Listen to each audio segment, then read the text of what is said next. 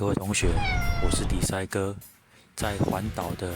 路途中，我一直觉得说，既然进站期待它赶在农历7月发布，我想说，在经过民雄时，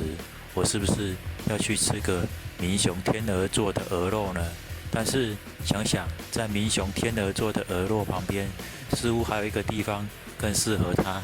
所以呢，我就朝了民雄鬼屋咖啡的地方前进了。到了鬼屋咖啡的时候，其实旁边就是传说中的民雄鬼屋，其实真正的名称应该叫做刘家古厝。经过古厝的门口时，其实在大门口你已经无法骑门而入了，因为旁边早就被茂密的榕树所掩盖。所以我想，好哎，反正大门口不能进去了，有来民雄鬼屋咖啡也算是有交代了，喝个饮料休息一下就走了。此时忽然间感觉一顿尿意涌上膀胱，想说好吧，既然来这边了，顺便解个尿，这样子无价无绑，也算是有交代了。其实在往厕所的途中，我就发觉有一股阴森森的感觉，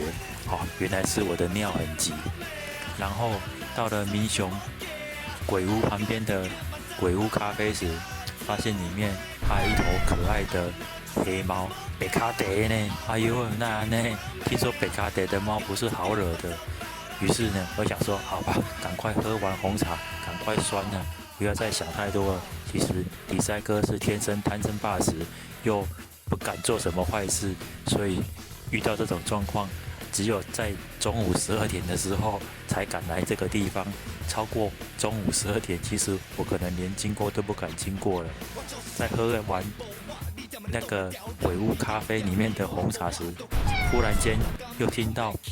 旁边去上厕所的小路传来一大些人声的嬉笑声，还有人的那个玩笑声，想说到底到那有声音呢？于是好奇的往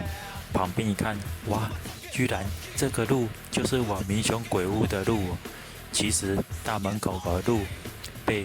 树枝所遮掩之后，其实要进入民雄的鬼屋，就是刘家古厝的路，只能从民雄鬼屋咖啡这条小路前进。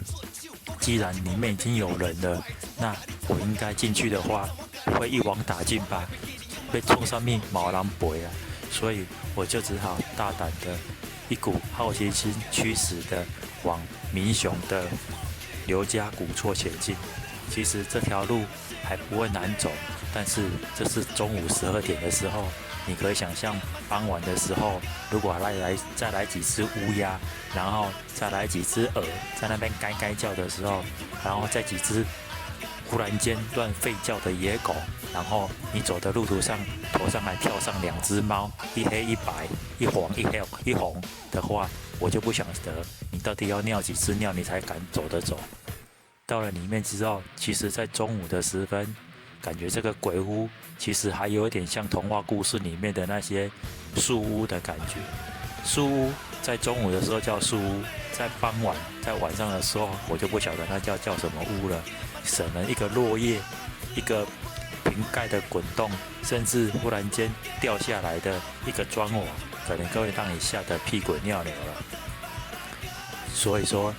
进站期待在农历7月发表。我现在带他来这个民雄的